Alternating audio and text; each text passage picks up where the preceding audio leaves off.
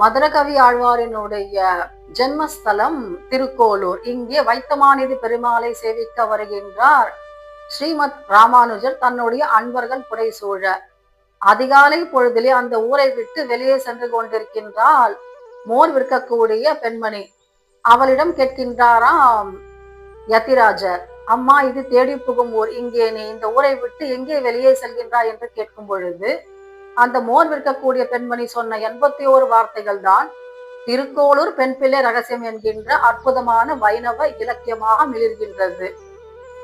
அழைத்து வர சென்றேனோ அக்ரூரரை போலே, அகமொழித்து விட்டேனோ விதுரரை போலே, தேகத்தை விட்டேனோ ரிஷி பத்தினியை போலே, தசமுகனை செற்றேனோ பிராட்டியை போலே, பிணமெழுப்பி விட்டேனோ தொண்டைமானை போலே, பிணவிருந்து இட்டேனோ கண்டாகர்ணனை போலே, தாய்கோலம் செய்தேனோ அனுசூயையை போலே, தந்தை எங்கே என்றேனோ துருவனை போலே, மூன்றெழுத்து சொன்னேனோ சத்ரபந்துவை போலே, முதல் அடியை பெற்றேனோ அகலிகையை போலே. இப்படி முதல் 10 வார்த்தைகளை நாம் பார்த்து விட்டோம்.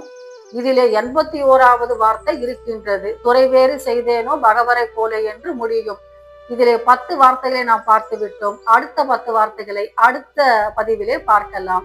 ஜெய் ஸ்ரீமன் நாராயணா.